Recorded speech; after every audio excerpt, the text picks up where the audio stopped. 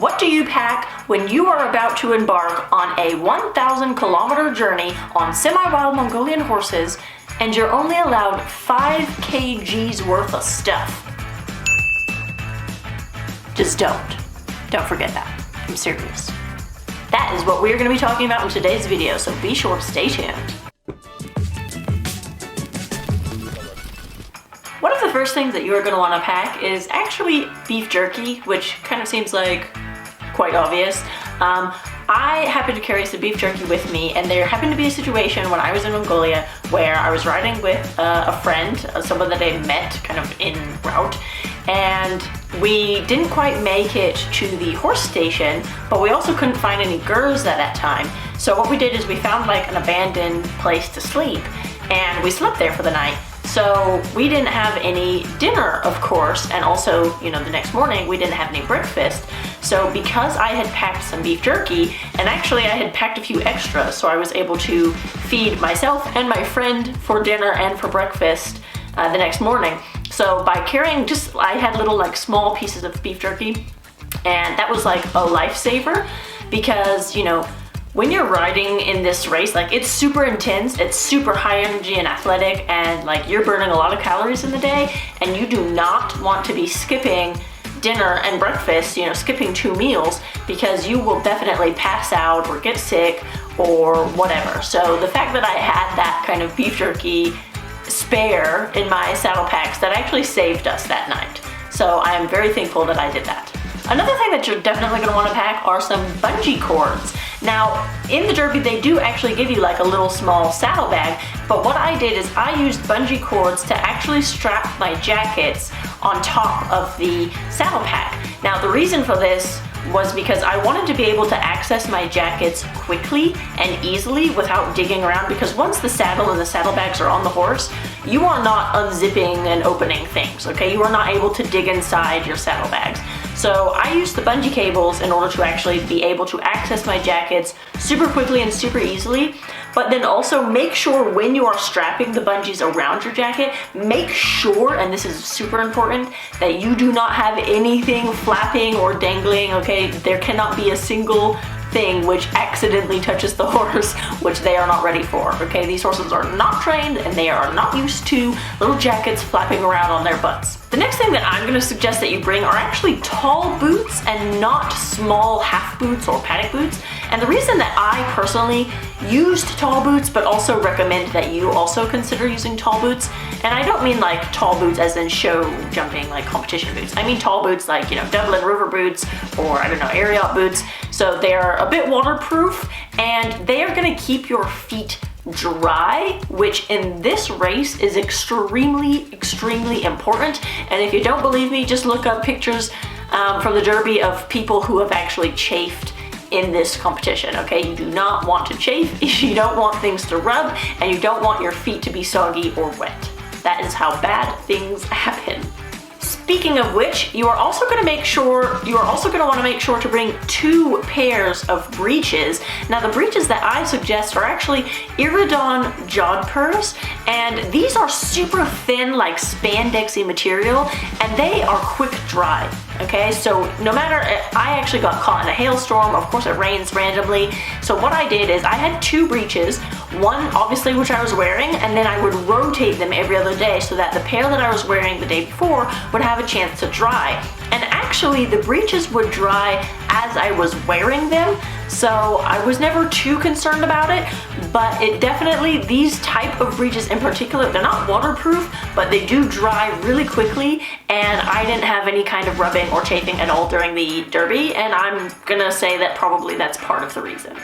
Another super awesome trick of something that you should pack, and this is not something that I actually thought of during this adventure, one of the other riders she actually got eliminated, so she didn't even make it throughout the race. She was just kind of traveling in the support crew vehicles. And so she saw me at one of the horse stations, and I think this was on like day 7 or 8, and I was like just done with the local Mongolian like food. They always feed you like the same horrible food every day and 3 times a day, and I was just done with it.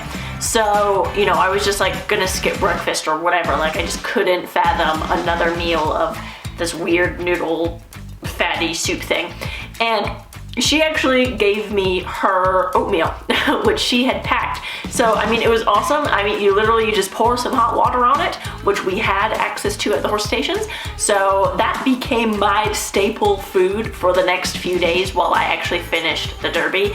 And I think if I didn't have that oatmeal, I probably wouldn't have finished. Okay, I probably would have collapsed like very shortly after skipping that meal. Another thing which I did, which I found worked very well for me, is I actually packed 2 different jackets.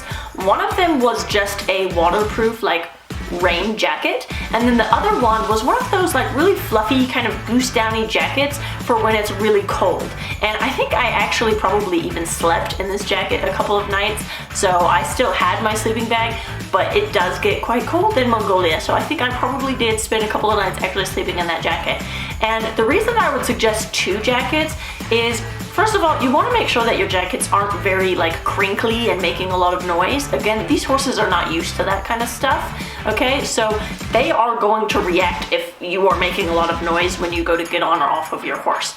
And then the other thing is, the rain jacket was not warm enough for when it was very cold out, and the fluffy jacket was not fully waterproof. So that's why I had the 2 different jackets, and I did use both of them throughout the entire experience, and it worked for me, and I would definitely recommend that. Plus, the fluffy like goose down jacket that I had, it folds up so it's like really, really tiny, so I could make it this big, but then also, like I said, I could just kind of strap it down with the little bungee cables. Another thing which you're probably going to want to bring is actually some Mongolian money. Now again, this is not something that I had considered, and luckily the person that I was riding with, I think I met him around day 3, and we started riding together, and we actually finished the Derby together.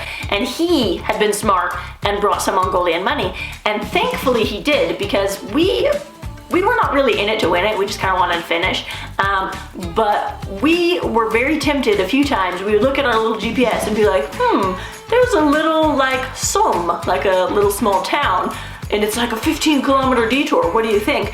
And we would always take the detour just to buy a bottle of Coca-Cola. And I know it sounds really silly and weird right now, like when you're in the comfort of your own home or whatever, but when you're in the middle of the Mongolian steppes and you're participating in this super hardcore race, that bottle of Coca-Cola, or those little tiny, like they have these little Mongolian donuts, I call them, they're like so delicious, or like little candies and things. Anyways, those like little sugar rushes and sweets and candies, like that made a huge difference for us as far as our morale.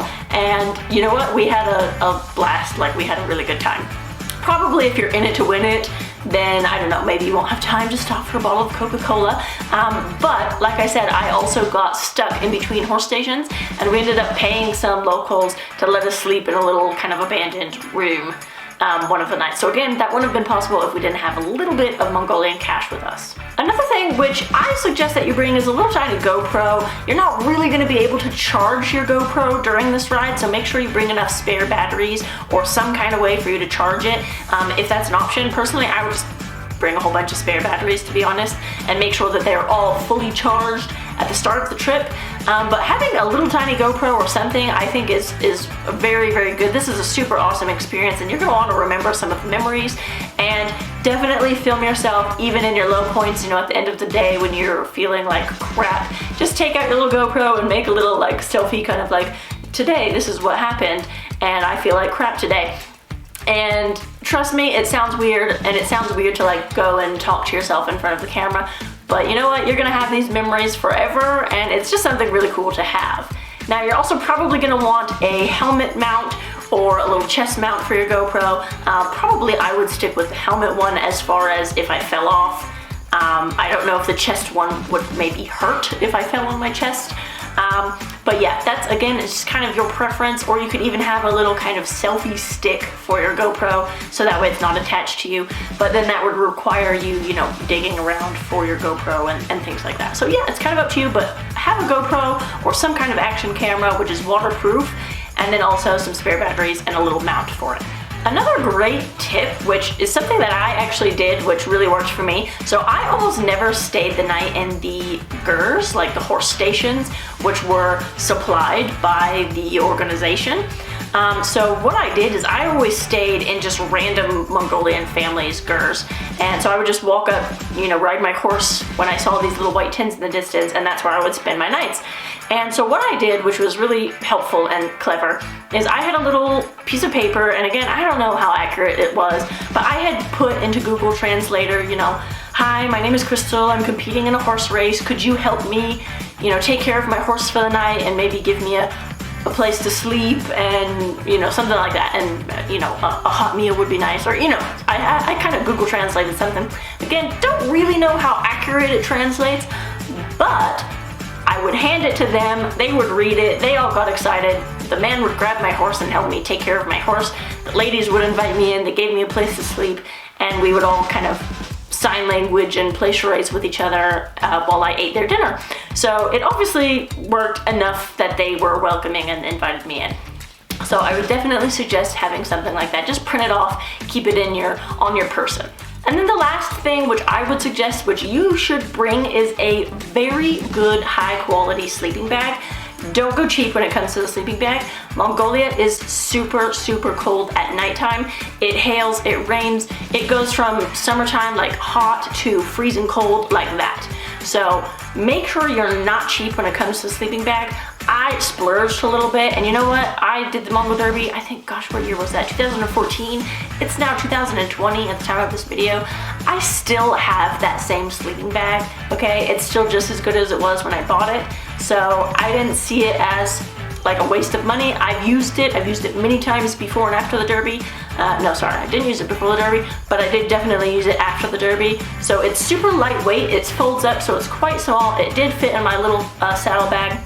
And because it was so lightweight, and it was like goose feathers or whatever, so it does squish quite a lot, and it didn't take up much in my actual weight of my 5 kg allowance. So that is something, again, I would suggest that you splurge a little bit, and don't go cheap.